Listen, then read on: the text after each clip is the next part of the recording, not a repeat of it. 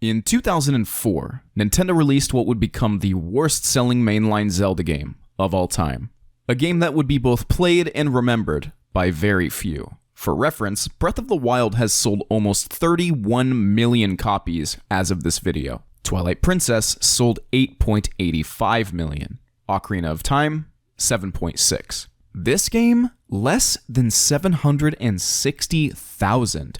The title of this game was...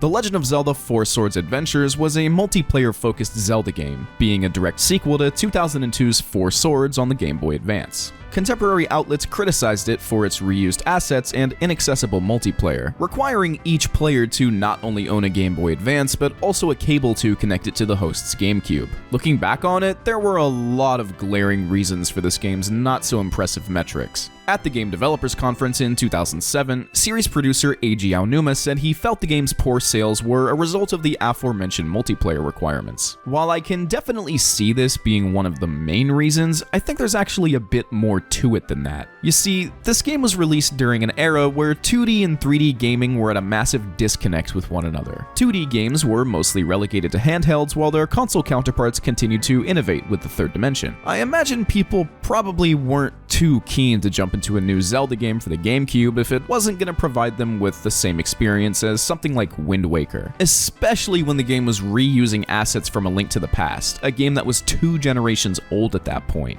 Besides, a multiplayer-focused Zelda game was kind of at odds with what the series had previously established. When people think of Zelda, they tend to think of an epic single-player adventure in a sprawling open world. Up until that point, the only multiplayer Zelda experience was the original 4 Swords, which wasn't even technically its own game. It came bundled with the GBA port of A Link to the Past, and was locked behind a multiplayer cable that not everyone owned. So what do? Make a direct sequel, put it on a home console that already wasn't doing great in terms of sales, and then lock multiplayer behind a stupid cable again! Pretty much everything was spelling this game's downfall. After all these years, I have very rarely seen anyone bring it up in conversation, which is unfortunate. Going back to it all these years later, it's honestly such an underappreciated part of Zelda's history. It's impressive that, despite being designed with multiplayer as the focus, they still managed to craft a game that is both engaging and unique as a single-player experience. Today, I'm going to take a closer look at the Zelda game that appears to have been all but forgotten. This is 4 Swords Adventures.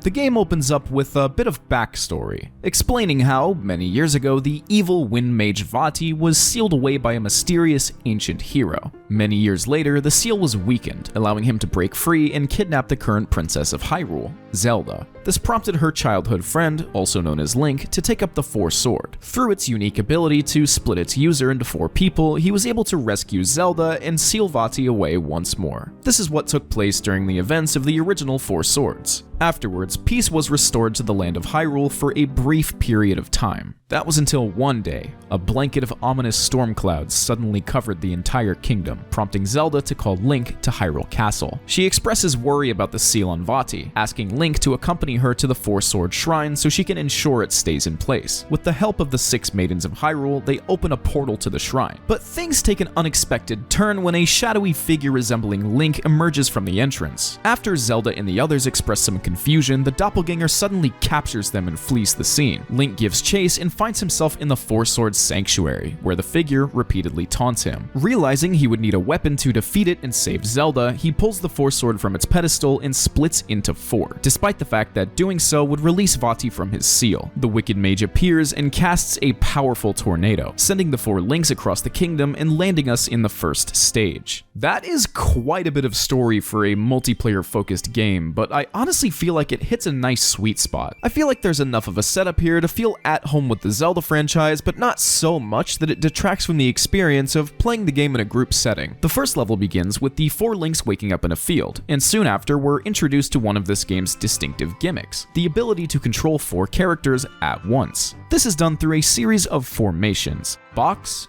wide, long, and cross. When you're using one of these formations, every Link will perform the same action, whether that be rolling, swinging your sword, using an item, or lifting an object. If no formation is active, then you'll only be controlling green Link while the others simply follow. This mechanic is one you'll use constantly, as it's essential for this game's novel approach to combat and puzzle solving. Sometimes you'll need the strength of all 4 Links to push a heavy object or pull a lever that's otherwise stuck. Other times you'll need them all to use a specific item or hit a switch at the same time.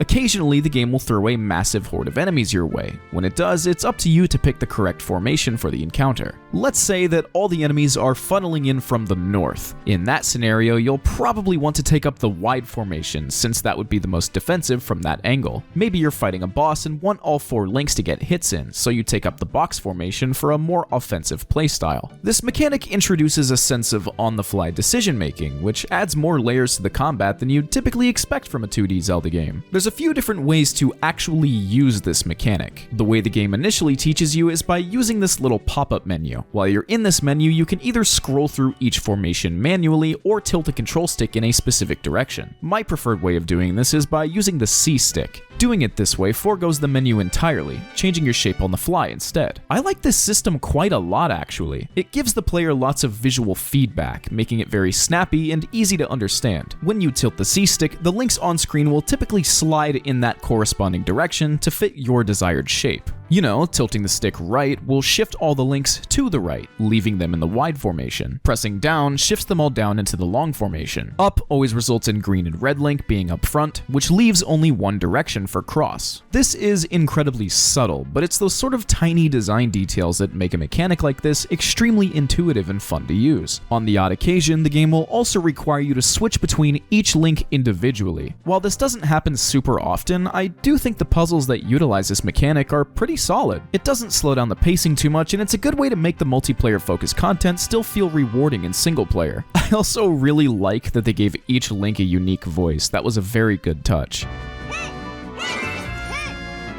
A bit later into the first level, you receive your first item. These function a bit differently in this game, with you only having one item slot and being restricted to carrying one at a time. Picking a new one up will simply replace the item you currently have equipped. In multiplayer, this essentially means that every player can have their own item. If you're playing alone, however, every Link simply shares the same one. The upside to this is that during a formation, they'll all use that item simultaneously. This is mostly useful for combat, but on the odd occasion, it'll also be used for puzzle solving. It doesn't happen super often, as I'm sure they wanted each player to have as much freedom as possible if you were playing this in multiplayer. But it's still nice to see them get a bit of use out of this, even if it is a tad underutilized. Overall, I'd say items are still used in the same way you'd expect from a typical 2D Zelda game. They're just a bit more context sensitive now. Since you can't just reach into your inventory and pull out any item you want, you'll need to search around the level to find the one you need to progress. This might sound tedious, but the game is built around this sort of exploration, so having to do this never feels like it's out of place or breaking the pacing in any way. That's where the level design really starts to shine. Unlike a traditional Zelda title, this game is split into stages rather than a typical open world. Linearizing the game like this may sound off-putting to some, as many love the Zelda series for its open-endedness, but I think they struck a healthy balance here, never leaning too far in either direction. The levels themselves follow a somewhat linear path, but they're cut into open segments that the player needs to thoroughly explore in order to progress. These start out pretty small, with the first level only slightly deviating from the beaten path. Later down the line, they get much more sprawling and complicated, in true Zelda fashion. The game is split into 8 worlds, each one containing 3 stages. The stages themselves are presented with quite a bit of variety, offering both unique settings and mechanics. You have your typical Zelda locations, you know, Hyrule Field, Death Mountain, the Dark World, the desert, and so on. Sometimes they'll completely change up the level structure, having some stages take place entirely in a single area. My favorite example of this is the village of the Blue Maiden. This is in the game's second world. It's a completely open area that you're free to explore in any order you want. As you survey the level, you become aware of an unfolding mystery where the village's children have been spontaneously disappearing. You go around the village, look for clues, solve little environmental puzzles, and try to bring the children back home. This is honestly such a fun idea. It feels very at home with what Link as a character is supposed to represent. 100%. You know, he's the hero, he helps people from around the world. Building a little story around that was such a fantastic choice.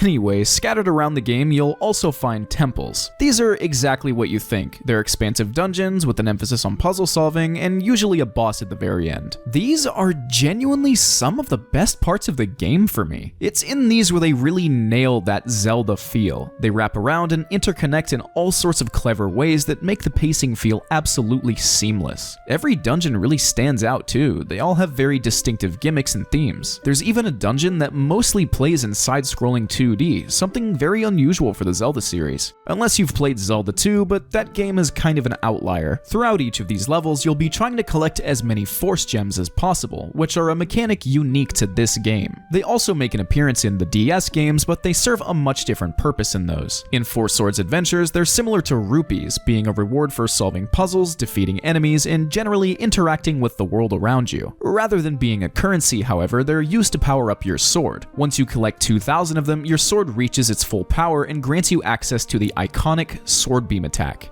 Just a little side note, this is my favorite Sword Beam attack in the whole series. I mean it, the whole series. It feels absolutely amazing to use, especially when you just line up all 4 links and spam it at a big group of enemies. It's just awesome. Every time you get your hands on it, you get a little excited. Anyway, Force Gems, yeah. I think these are a great incentive to uncover as much of each level as possible, granting you a fantastic short-term reward. But it also introduces some minor problems that I think are worth mentioning. At the end of each stage, you earn a Force Fairy for every 1,000 Force Gems you've collected. These essentially act as extra lives, letting you immediately get back up after dying instead of restarting the stage. Once you step foot in the next level, your Force Gems are gone. Completely gone. Start from 0, your sword power-up is removed, and you need to collect 2,000 gems again. There's no explanation, it's just how you start each stage. I can't help but feel that this is both jarring and a little unsatisfying as well. Like, imagine if you only collected enough Force Gems at the very end of a stage. Now, I do think starting from 0 is a good way to encourage the player to explore, but they could have done this in a way that doesn't make the player feel like their efforts were for nothing. Here's what I think they should have done. At the end of each stage, your Force Gems are added to an overall tally instead of disappearing. Maybe Tingle could run a bank or something, I don't know, give him something to do. Before entering each stage, you could have the option to spend 2,000 Force Gems from your savings to have the sword upgrade immediately. Otherwise, if you decide not to, they can simply stay in your bank. If you amassed a total of, let's say, around 100,000 gems, then you could use them to buy the sword upgrade permanently. I think a system like this would still encourage players to explore and add more value to this mechanic overall.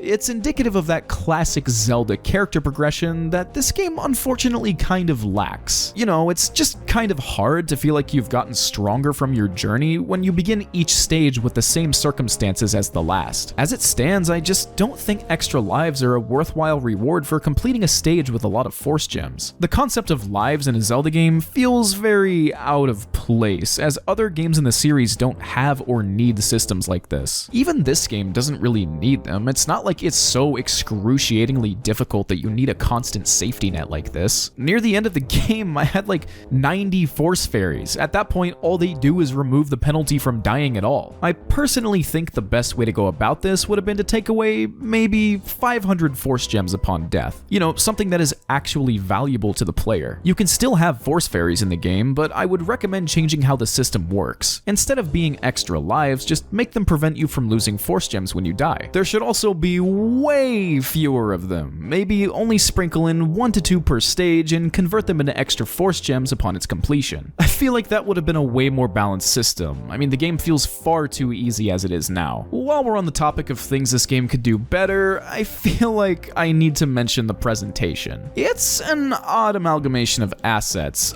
Most of the overworld sprites and music are directly ripped from A Link to the Past. It's because of that I can't really help but feel this game has very little identity of its own from a visual perspective. I don't want to pick on it too hard since it was clearly developed to share a consistent art style between the GameCube and GBA. If it looked like 2D Wind Waker, then the Game Boy probably couldn't run it, so I understand the decision at the very least. Not to mention, it was meant to be played on a CRT. The developers probably never intended for it to be shown off in a high-fidelity YouTube video. Nonetheless, it's worth mentioning at the very least. Speaking of the GBA integration, let's actually talk about that. It's probably the most contentious thing about this game. You might be surprised to hear this, but honestly, I really like it. I feel like it has enough presence in the game's core design to elevate it above being a simple gimmick. While you're traversing the overworld, you'll typically be playing on the TV. However, if you enter a location that goes off of this main screen, such as a cave or a house, then you'll appear on your GBA. In multiplayer, the screen change only happens for the person controlling that specific character, meaning everyone can essentially explore on their own. If you're playing this game solo, then you don't actually need to use a Game Boy. You can simply play with a GameCube controller and all of the handheld sections will appear in this little pop-up window. At first, this mechanic is primarily used as an extension of the overworld, but over time, it's woven into the level design in some really creative and interesting ways. For example, there are segments of the game where Shadow Link suddenly appears and drops a large bomb in the center of the screen. When this happens, you'll have 10 seconds to escape to your GBA before it goes off. You'll have to intermittently weave back and forth between these two screens, trying to time your escape in between the bomb explosion. There are other parts of the game where you need to traverse back and forth between an alternate world, using it to reach areas of the stage that would otherwise be inaccessible. My favorite usage of this mechanic is when the two screens physically interact, like this puzzle right here. You shoot an arrow off screen on the GBA, then it pops out and hits this switch on the TV. I really wish they designed more puzzles around this interconnectivity, as it's a really neat concept and I love the puzzles that are here that utilize it. I actually feel like the biggest missed opportunity was not incorporating this into more of the boss fights. Most of them just kind of play like your typical 2D Zelda boss, which isn't necessarily a bad thing, it's just a bit disappointing that they don't utilize this game's unique mechanics. There's quite a few of them in this game. They're mostly at the end of temples, but they can also appear in other parts of the world too. The first boss you'll encounter is Phantom Ganon, who both looks and plays exactly like his Wind Waker counterpart. You'll be participating in every Zelda fan's favorite sport,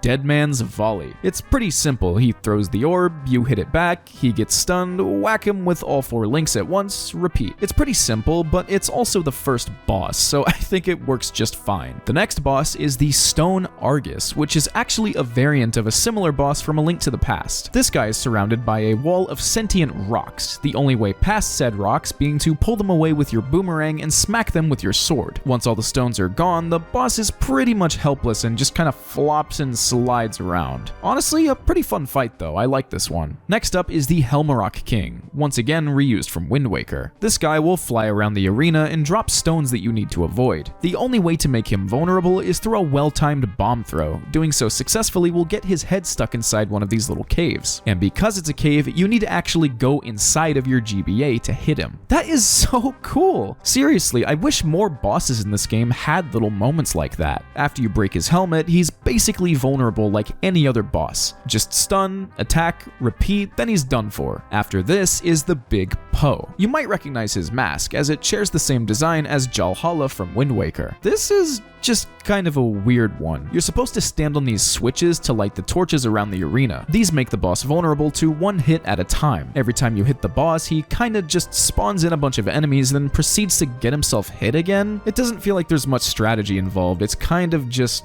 really easy and brainless. Not a fantastic fight, in all honesty. Next up is another Big Poe, although this fight is much better than the last one. This time around, the torches are lit using a lantern, and unlike the last boss, he can actually blow the torches out. You need all 4 lit at once to actually make him vulnerable. Upon hitting him once, you'll get sucked inside of him, and now you'll be able to hit the real boss inside of your GBA. It's cool to see them get a little more use out of this, but mechanically, it's just a retread of the Helmarock fight. You know, you make the boss vulnerable, then travel inside the GBA to attack its weak point. Not a bad fight though, this one is pretty good. The boss after this is another Phantom Ganon? I'm noticing a bit of a pattern here. This fight is incredibly similar to the first one, the main difference being you'll have to deal with 4 at once. 3 of them will fire dummy projectiles, while the main one will fire one that you can actually hit back. Other than that, it plays out exactly the same as the first fight. Next up is the Big Moldorm, a variant of a boss from A Link to the Past and Link's Awakening. It plays very similar to its incarnation in those games, but with an added twist. The weak point at the end of its tail can only be attacked attacked by the link that matches its color. Because of this, you need to keep switching between all of your links mid-fight. I'm really glad to see this mechanic get a bit of use here. I thought it was a pretty cool idea to fight a familiar boss, but with a twist. Following this fight is the Frostair, a very standout boss. This one is actually invulnerable to all damage until you kill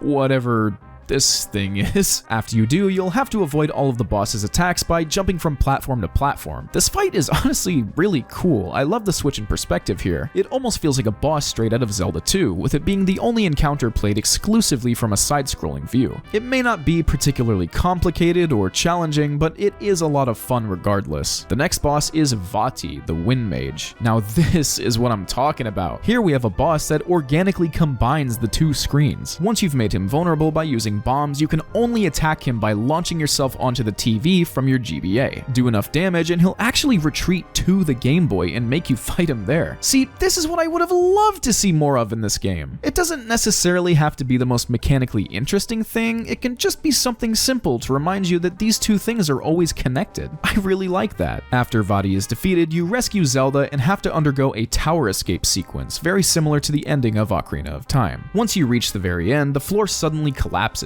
revealing who was behind this whole mess all along. And of course it was Ganon, why wouldn't it be? His design is sick in this game. I actually think this may be my favorite iteration of his classic beast form. The fight itself is pretty similar to A Link to the Past. You know, he'll teleport around the arena, throw his trident, try to kill you with lightning, the classic Ganon shtick. It's worth mentioning that this isn't the same Ganon that we're all familiar with. He's technically a reincarnation. According to Hyrule Historia, Four Swords Adventures takes place after Twilight Princess, which makes sense considering he was kind of super dead at the end of that game. Anyway, after Ganon is defeated, you seal him away inside of the Four Sword and put it to rest for one last time. And that's it. Credits roll. What an incredibly strange part of Zelda's history. Looking back on it now, I find it weird that this game was ever even released, especially since it was being developed alongside Twilight Princess, a game that was much, much larger in scale. But you know what?